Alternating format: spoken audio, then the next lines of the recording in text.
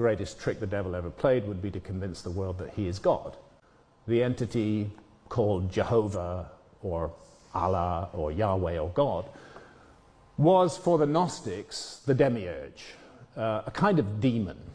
He's the chief of the archons, who are sort of evil angels that mingle with humanity and lead us onto paths that are hostile to the nature of the soul. And he's a malicious, egotistical, minor supernatural. He's jealous, he's angry, he tells Abraham to murder his own son. He's a ghastly creature. Actually, if you look at the statements and behavior of this entity in the Old Testament, and we're told that we are the creature who's going to dominate the world. There's all sorts of really horrible ideas in that miasma of texts, and sitting at the top of it is this thing which, from the Gnostic point of view, wasn't God at all. Who's the bad guy in the Garden of Eden story? The serpent. Okay? He goes to Adam and Eve, he goes to Eve, and he says, you have to have knowledge of good and evil. You've got to eat from the tree of knowledge of good and evil. And that's portrayed as a terrible thing that he did. And it's the fall of man, supposedly the fall of man. From the Gnostic point of view, the serpent is the hero of the story.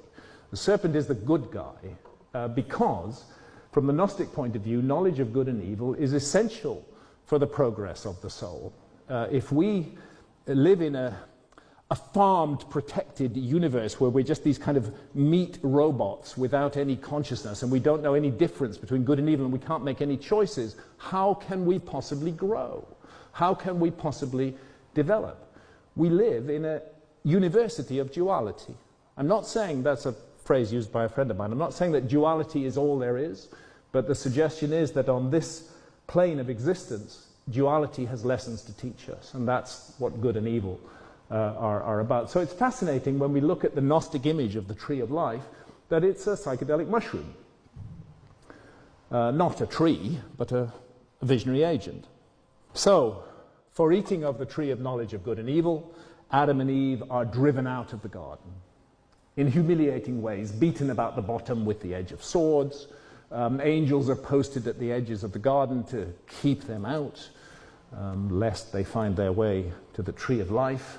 And we've been taught, taking it in with our mother's milk since childhood, that this is right, this is the right thing. But actually, what is going on here?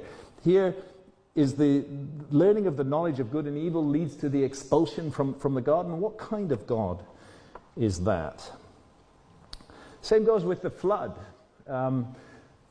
According to the Gnostics, it was not inflicted to punish evil, but to punish humanity for having risen so high and to take the light, the gnosis that was growing amongst men, and the survivors were thrown into great distraction and into a life of toil so that mankind might be occupied with worldly affairs and might not have the opportunity of being devoted to the human spirit. The Gnostic notion is that there is a divine spark within all of us, and that the demiurge and the archons, their project is to snuff that divine spark out.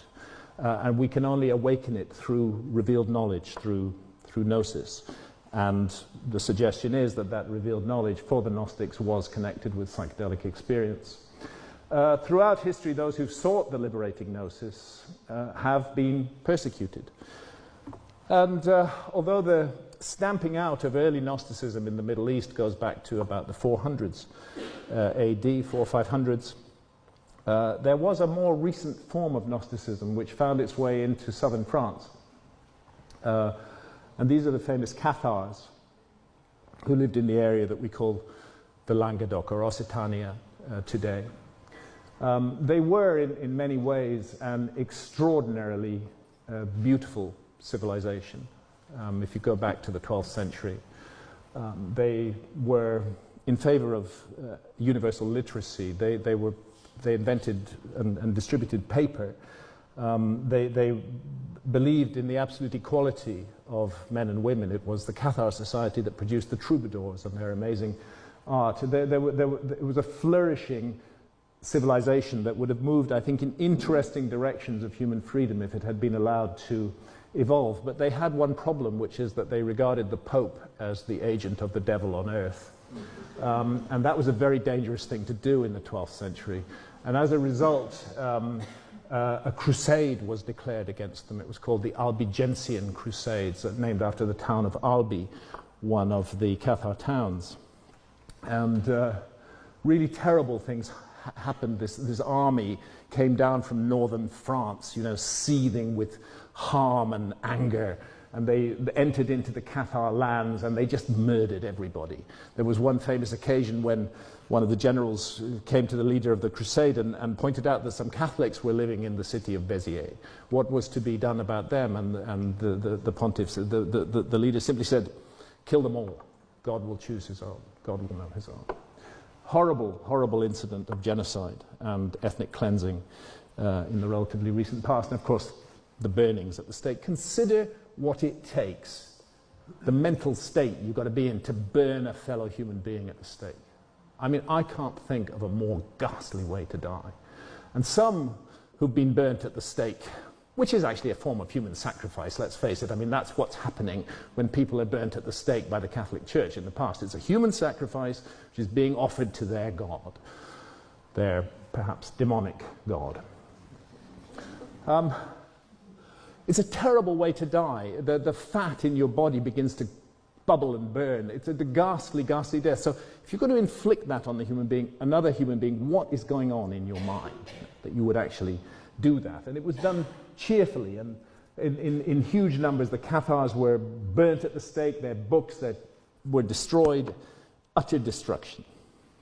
And from the Gnostic point of view, the demiurge and his archons and their human servants, they're always trying to steal the light. And they're certainly doing so today. And if there's light growing, and I think it is, then we can be sure that tremendous archonic forces are working to suppress it. And if we take the hypothesis that the Gnostic scenario is correct, just for the sake of argument, then how might we expect these forces to manifest? Well, like this. The priests, the rabbis, the mullahs of the three Abrahamic faiths, those three faiths that have been responsible for so much horror in the world over the last 2,000 years, are still at it. They're still the jealous intermediaries who impose themselves between us and the divine, who do not want us to have direct contact with the realm of spirit, and who I would say have been systematically misguiding humanity and are at the source of the terrible problems that we confront in the world today.